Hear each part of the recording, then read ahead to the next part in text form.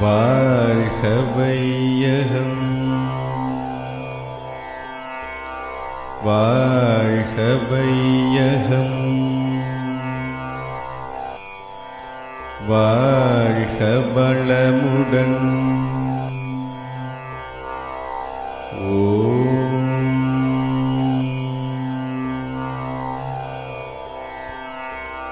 சாந்தி வாழ்க வையகம்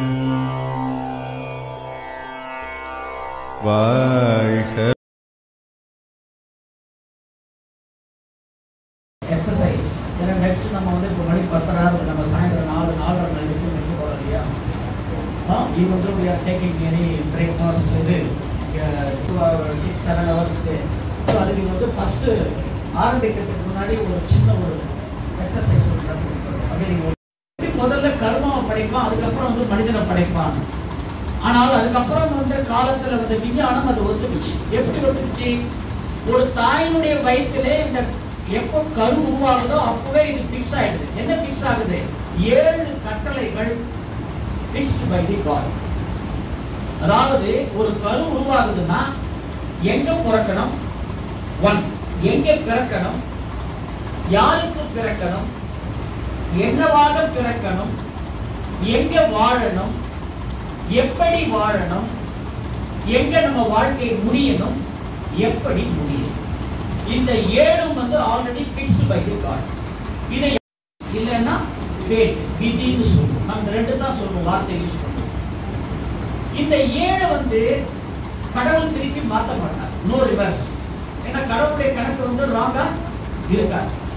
ஆனால் இந்த கடவுளுடைய கணக்கை நாம மாத்தணும்னு யாரெல்லாம் நினைக்கிறாங்களோ அவங்க எல்லாம் யாரை பிடிக்கணும்? குருவை பிடிக்கணும். குருவை பிடிச்சிட்டாங்கன்னா குரு என்ன பண்ணுவாரு? இந்த கடவுள் நமக்கு விதித்திருக்கிற விதியை மதியால் வெல்வதற்கு உண்டான ஒரு அற்புதமான ஒரு கலையை யார் கொடுப்பாங்க? குரு தான் கொடுப்பாங்க. அப்போ விதியை வெல்வதற்கு உண்டான ஒரு ஃபார்முலா, சூத்திரம் யார்கிட்ட இருக்கிறது? குரு கிட்ட மட்டும்தான் அந்த அத்தாரிட்டி இருக்கிறது.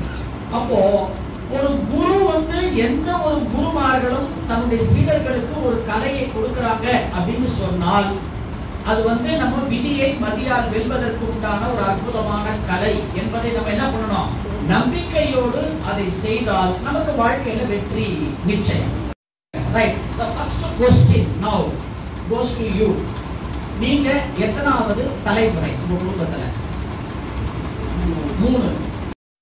இங்க நாம உட்கார்ந்து இருக்கிற இந்த அத்தனை பேருமே all as a individual person all we are 7th generation. ஞாபகம் தலைமுறை. உங்க அப்பாவை கேட்டீங்கன்னா அவர் 7, உங்க அப்பாவை கேட்டீங்கன்னா.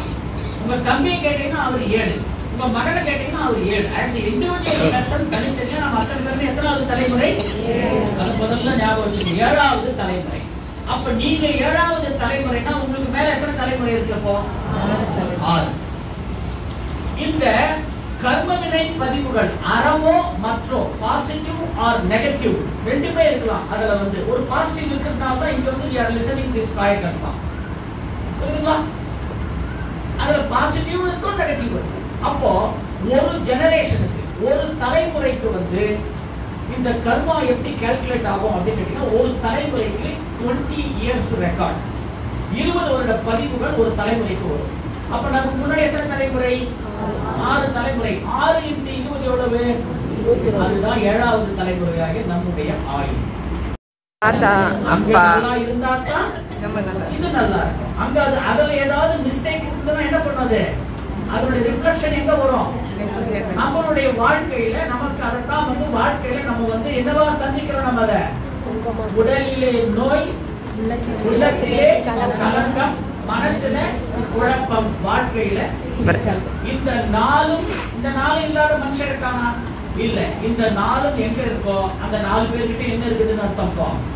கர்மவினை பதிவுகள் இருக்கிறது. ரைட். இப்ப நம்ம